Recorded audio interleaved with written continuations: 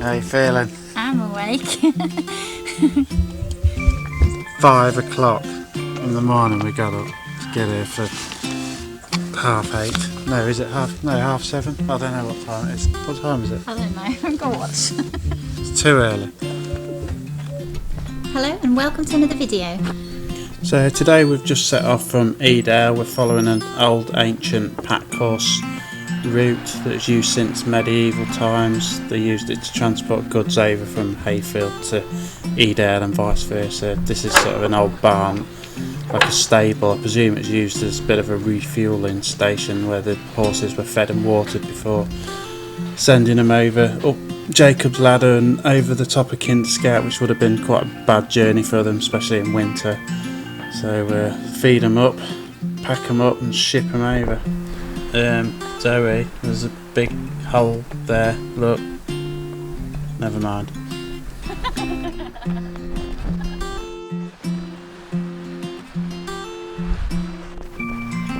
So Gareth's getting ready to have a stiff drink before he sets off up Jacob's Ladder. Needs lots of Dutch courage. Well, I am Dutch. No, you're not. Good. Strong. Yeah, it was a bit strong to be fair. Skittle vodka for you. To be honest, I don't know why I look so happy because Jacob's Ladder, oh god, it's a killer. I wasn't happy by the time I got to the top.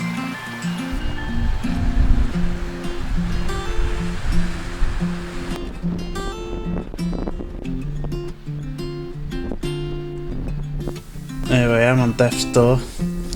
And I got up an hour earlier than you. Such a liar. As you can see, it's a lovely sunny day. Yep, the higher and higher we got, the worse the weather got. The clouds just rolled in and predictions of minus figures at the top. It wasn't looking good, to be fair. Wind speeds of over 40 mile an hour. Yeah, it's just freezing. Absolutely freezing now. Oh, ice for my drink. You just put your foot in it now. It wasted it. So this is nearly at the top now, so we're looking at 2,000 feet high, and it's just proper in the clouds, and it was bitter. It just bashed and bashed us, didn't it? It did. I think it's one of the coldest walks we've had really for a while. I even had to have gloves on. It must be cold if I put gloves on. Yeah, it's very cold if you put gloves on.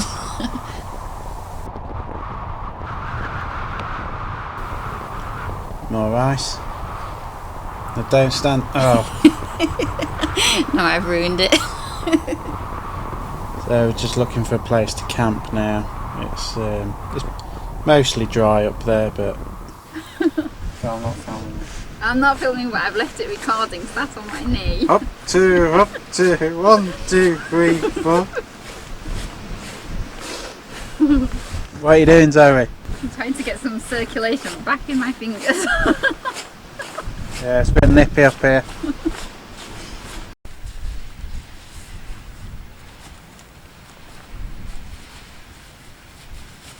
Ready to bend over. I was just about to say, get ready for inspection time.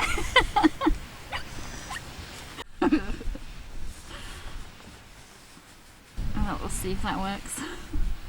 So I went for about a 20-minute walk from the wool packs down to Crowden Tower because we needed water. We was trying to keep the light load on the way up, so we sort of only bought 500 millilitres of water. So as soon as I had a pot noodle and stuff like that, we needed water. And I nominated Gareth to put his hands in the freezing cold water. Yeah, that was cold. So we've found somewhere to pitch. It's sort of a deep sort of dug out bit with a flat section at the bottom. It was mostly out of the wind. It was still quite bad, but it gave the tent quite a bit of shade where we were, but it was still bitter up there. As you can see, it's like dug out of the peat. It's a nice little sheltered spot, to be fair, and it's actually quite close to where we've camped before, up at the wool packs. Okay, so we're in the Banshee 300 tonight. The weather was that bitter, we just wanted to get a shelter up. It is only about 3 o'clock, which is a lot earlier than we'd normally pitch, but like I say, we just wanted a break from the weather, so making sure we pegged one end down so the wind didn't take it off the side of the mountain. Put it up and started to set up. So tonight we're trying to keep our packs light, so I've opted for a really lightweight stove. It's just a shoe polish tin that we put a video out before how to make these, bit of wire for a pot stand, and then a beer can for a windshield, and it works really well. I don't know what it weighs, but it's lighter than Zoe's 5-box setup that she's bought along with her. I bought my shoe polish tin stove as well. Yeah, you did. So I'm just making a pot noodle here. It had gone lunchtime, I was starving, I was cold, I just wanted something warm inside me. It only took 3 attempts to get the water hot because of the wind. Yeah, sticky rib pot noodle. Crunchy with semi-boiled water. No, actually it was alright, it was soft. It was in the end.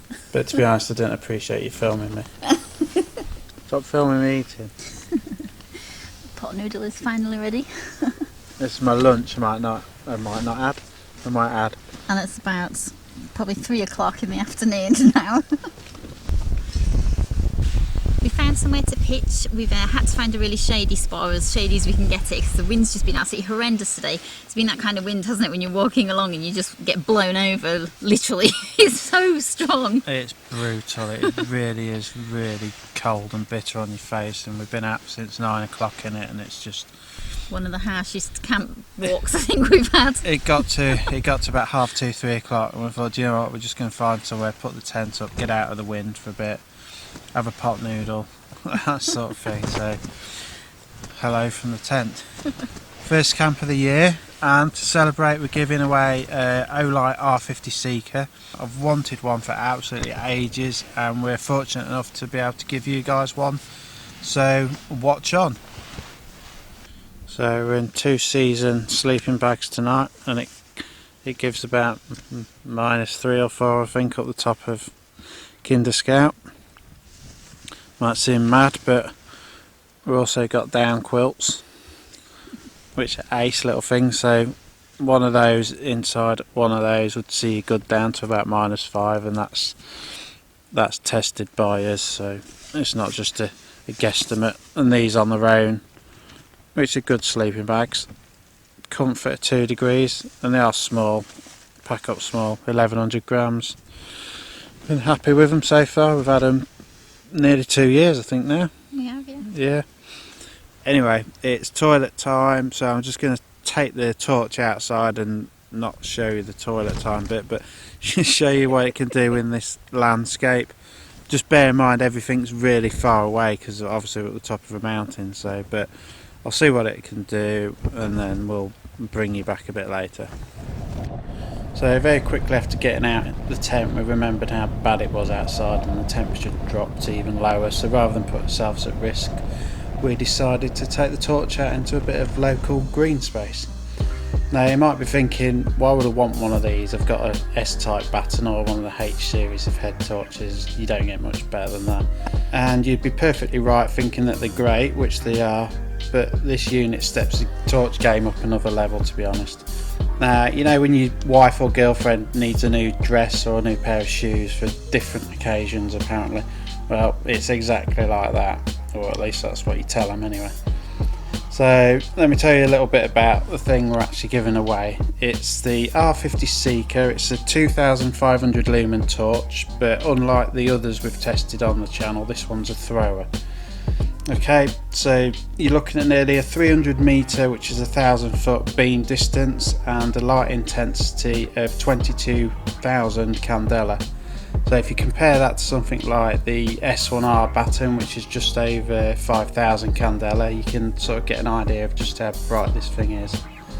Now the battery can last anywhere between 2.5 hours all the way up to 4 continuous days, so you've got plenty of battery life there. It's a micro USB rechargeable torch and has all the usual Olight refinements like being drop proof, waterproof. It's got low level battery warning light on it, the usual sort of lineup you'd want from a high-end unit like this. So in the box you get the torch, the lanyard, the charging cable and a USB plug. which I think is 2 amps, so it charges the unit pretty quickly.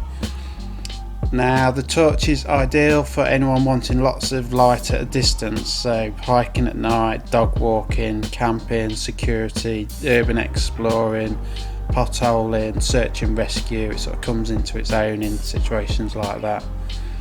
So if you're thinking of investing in one of these, then use the link below, use the code Gareth and Zoe and get 10% off your purchase, or alternatively enter the competition as well, because a free one's always better than a bought one in anything in life. So yeah, it's really impressed me, especially taking it out into this bit of local green space. You can see how it lights up everything. It's just like, it's like walking around with the sun in your hand. It's an amazing thing, and it's not too big, to be honest. It feels nice in the hand. It's got no sharp edges, and it's a cool little unit.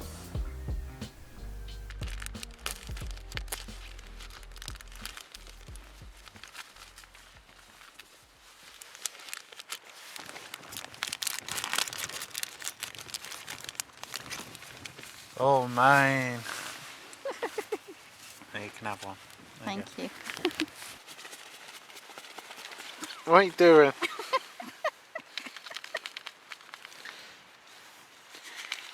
So next time you see me doing that, don't tell me off. Because I have one in here as well. So it's getting late, it's 7 o'clock. If we look fat, it's because we're wearing all our clothes because it's really cold. It is, so we're half in a sleeping bag, so we're just going to call it a night, I think. And drink, yeah, and go to sleep. I just don't know, it's been such a harsh day weather-wise on us. It's feel a bit battered and beat up by the time you get out of the wind. So yeah, just going to have a few sips of drink and stuff like that, and then settle down for the night, I think. So we'll see you in the morning.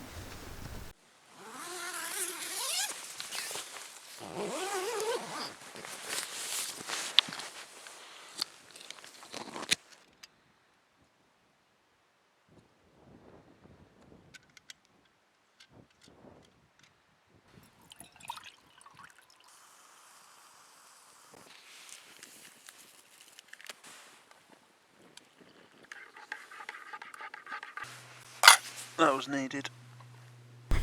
Ah, pulls. Can I have it in cornrows, please? Morning, everybody. Yeah, it was an alright night. It went really still in the night. The wind just dropped, didn't it? It did. It was a bit chilly on the old back. I think we could have done with a little bit more insulation underneath us, but we had some of that white foam and then a self-inflating mat, so probably an additional roll mat might have done the job, but it was warm enough to sleep a good. I mean, we woke up about 8:30, so we had a good, we must have had over 11 hours sleep. God. But we did get up early the day before. Oh, I did get up 2 or 3 times to go to sleep. Yeah, so as you might have seen from that footage a minute ago, just shows what the torch can do. Now, to enter the competition, all you have to do is go on to Olight's latest YouTube video and type "I'm subscribed, G and Z sent me," and we will select a winner from that video. Now, the entrance is only available to UK address holders only, please, because we can't ship abroad for various reasons. So yep, go on to Olight's latest video on YouTube and type that in the comments, and we'll select a winner in 1 week's time.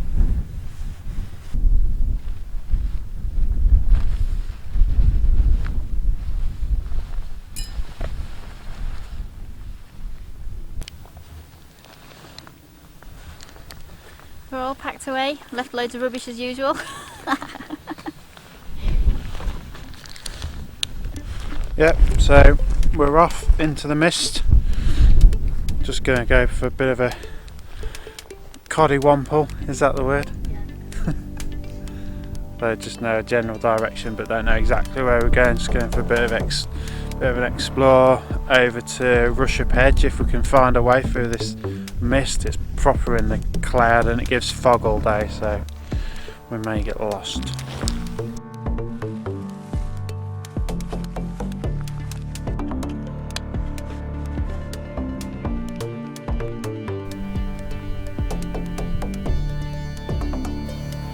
We decided that Cowburn Tunnel ventilation shaft looked quite interesting, so we thought we'd head off in that direction.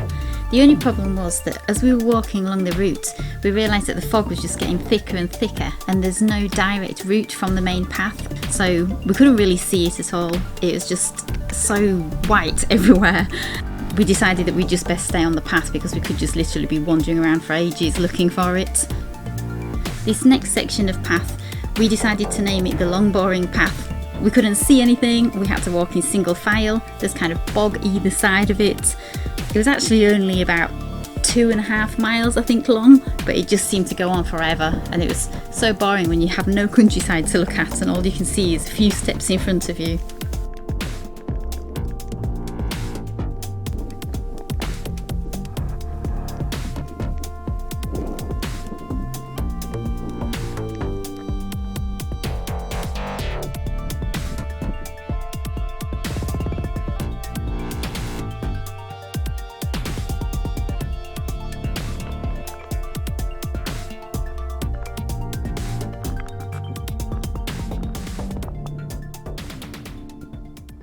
So back at the car now after a long windy walk, and we'd like to say hello and thank you to everybody that stopped us on that walk and chatted with us. It's lovely to meet new people all the time that watch our videos. Thank you as always for watching. Don't forget about the subscriber giveaway.